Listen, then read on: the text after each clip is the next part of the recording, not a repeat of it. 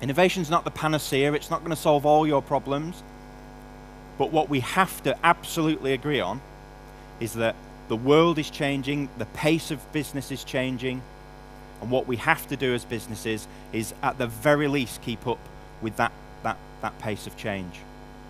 So here's what innovation should do and should deliver for us. Innovation is about doing and being different. It's about putting in place the right culture, the right processes, and the right approach to innovation so that we can stand in front of our customers and say, this is why we're different. This is why we stand out against our competitors. And innovation, above all else, gives us the tools and the ammunition to move away from having to have conversations purely about price. Because when you're different and you stand out, price becomes less of an issue. Less than 7 or 8 years ago, both Blockbuster and Kodak were global businesses. Blockbuster had global sales of around $5 billion. Kodak, similarly valued at around $6 billion. In 2010, Blockbuster went bust. In 2012, despite being valued at nearly $6 billion, Kodak went bust. These are huge organizations with huge resources, huge abilities to innovate, and these guys and their industry and their sector were disrupted almost overnight. So the key thing is, go back to your organizations and start building a strategy for the future, because you cannot be complacent enough to think that your organization and your sector and your industry isn't just as open to disruption as the industry that these guys were in. And the reality is, as it says at the bottom, 21st century competitive advantage will be different than it has been in the past and than it is today. And we have to start building our organizations that are able to cope with that. Competing on product or service in the market that we operate today and the market that we're going to start operating in the future is almost impossible. The product and service that you guys either sell or supply or provide is easily copied by all your competitors, and you are competitors in this very room. It's easy to copy product or service now. Our access to technology, to manufacturing, to materials, to processes, we have global access to that all, and we all have access to it. So where do we start to derive differentiation? Where do we start to look to innovate if innovation in product or services is getting more difficult? And my prediction and my advice is to start innovating around experiences. Start getting your businesses used to innovating around the people that work in your organizations. And that's why, as HR practitioners, you are absolutely in the driving seat if your organizations are going to start innovating around experiences, because experiences are about people. And fundamentally, innovation is about people. It's driven by people and their contribution. And as HR practitioners, you need to start understanding and reassessing how valuable your contribution to innovation is. The difference between product and service and experiences is it transforms your focus as a business from what you do to how you do it. And that, for me, is untapped at the moment in terms of innovation.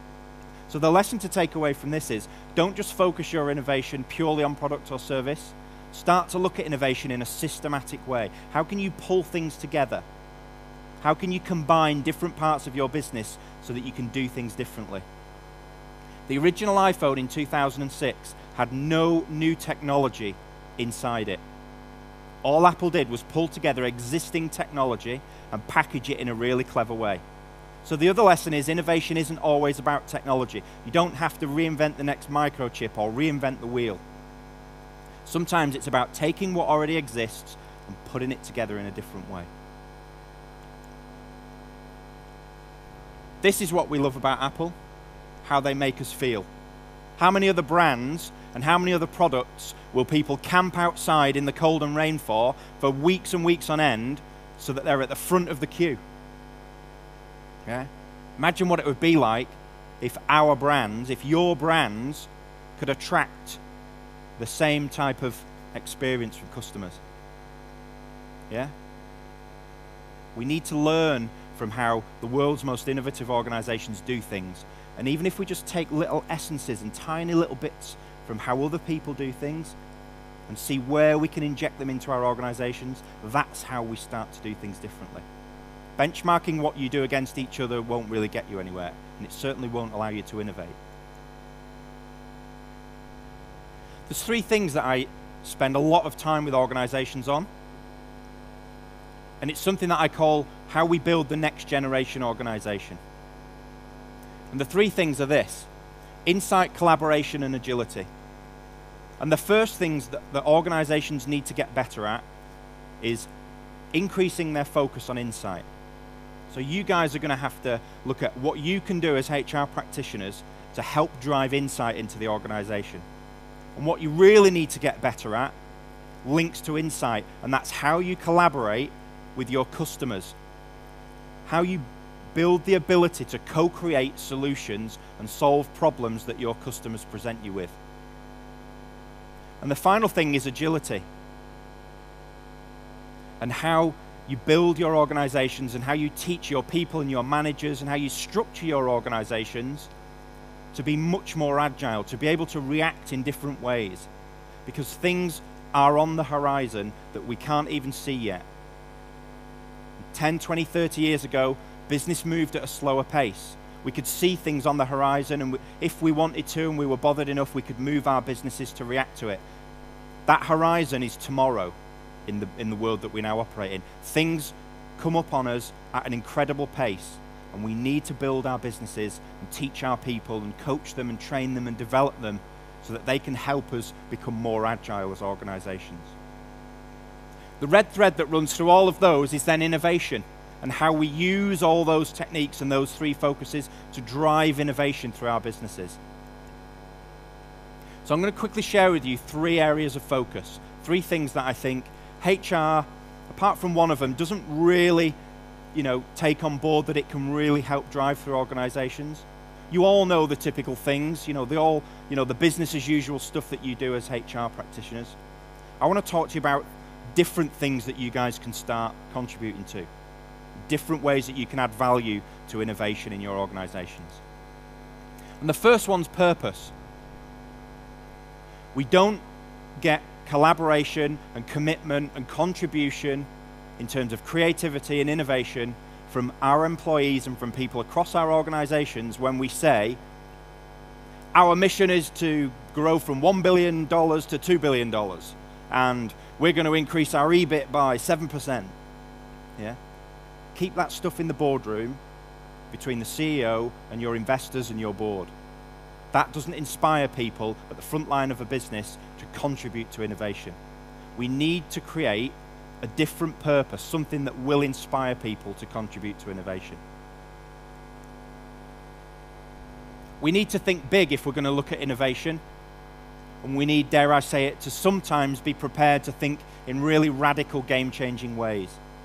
Virgin Galactic's a great example of someone saying, you know what, I've got a vision, I think we can do something, and in the face of all the experts telling me it's not possible, I genuinely believe we can do it. And lo and behold, in the very, very near future, the first paying customers will take their flight into space. So we have to be prepared to say, here's what I believe, here's my vision, here are my values, and I'm going to innovate in line with those. So radical innovation's great, right? We all want to create our version of Virgin Galactic and change the world and put a ding in the universe and all those, great, wonderful things. The reality is, we can't drive our businesses forward off the back of radical innovation. It takes time, it takes money, it takes resources, it takes big bets, and I know I'm going to use this word and you're all uncomfortable with it, but it means quite a big bit of risk as well, and that's something you guys don't like, right? But we still have to consider it, because radical innovation might actually be something that saves our neck in the future. We need to get comfortable and get used to thinking, what's next? What could we do? What does the future hold? What if our business actually goes out of business in 5 years? How do we prepare for that? What scenarios, could possibly come true? What happens if we end up being the next Blockbuster or Kodak? So how do we put ourselves out of business? The other reality is, right at the other end of the scale, there's incremental innovation. And the reality about incremental innovation is virtually every business in this room will already be doing it, you just don't talk about it. You'll be doing continuous improvement and lean and efficiency programs and tweaks. All that work and all that effort around just tweaking things, making things better, just improving processes, doing little bits of things that on a daily basis makes the business a little bit better or a bit more efficient. Well, lo and behold, guess what? You are all already innovating. That is incremental innovation. So here's a quote from Steve Ridgeway, who's the former CEO at Virgin Atlantic. And he said, "We fly exactly the same planes as everybody else. We fly them under the same very strict safety rules. Yet if you go on one of our planes and experience the service, you'll see it's very different from many others."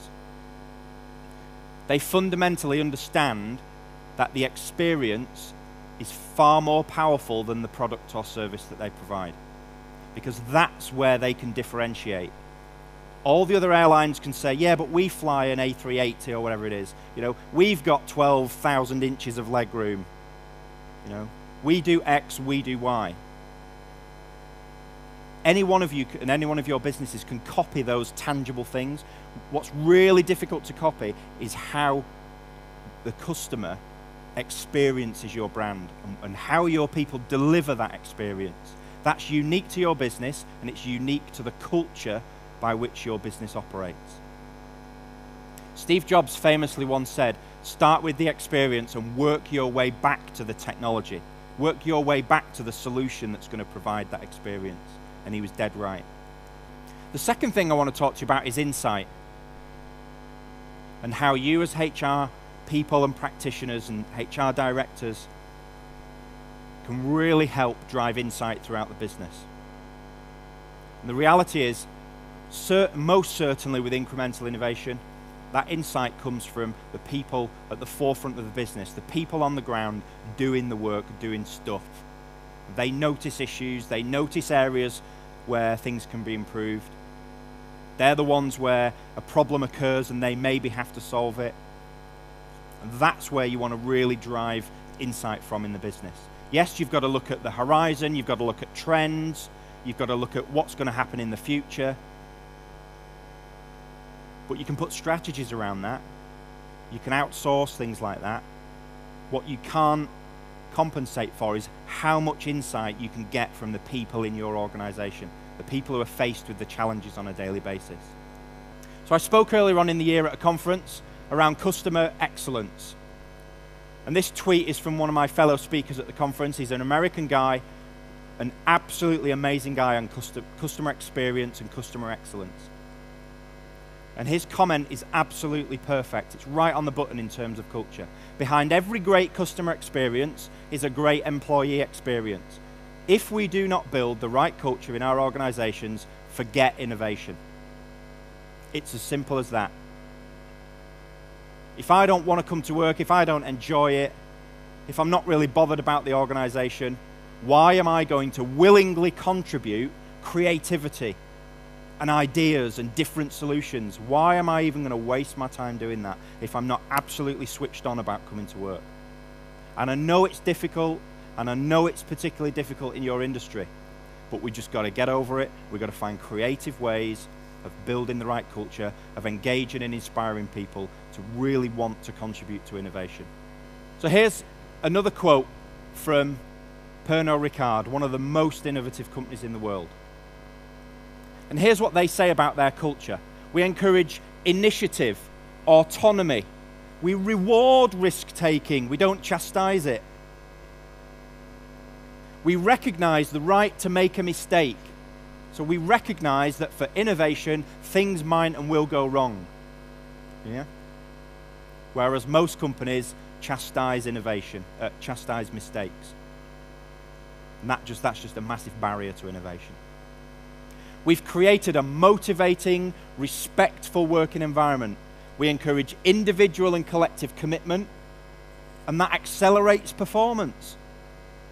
Our management style is based on a culture of innovation, and it inspires and motivates our employees. Look at the language used in there, and how many of you can say, yeah, we do that, and we do that, and we do that, and we do that. Not many of you, right? So look at the language in that statement from Pernod and think, as HR practitioners, what have I got to do and what do we need to change and what do we need to do differently to start being able to, hand on heart, use some of that language? Because it's that stuff that drives innovation. It's that stuff that builds high-performance cultures. Create another word or create another scenario in your organization where when people take some risk, but they've done absolutely everything. They've done the due diligence, they've sense-checked it with their team, they've got sign-off from senior management, everyone collaborates, says, yeah, we can't see any reason why this won't work, let's do it. And you know what? Just something comes up, something crops up out of the blue and it doesn't work. That's the risk that we want people taking. That's what I call smart risk.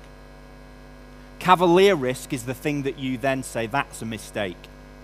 Cavalier risk is when you don't cross T's and dot I's enough and you still go ahead and do it.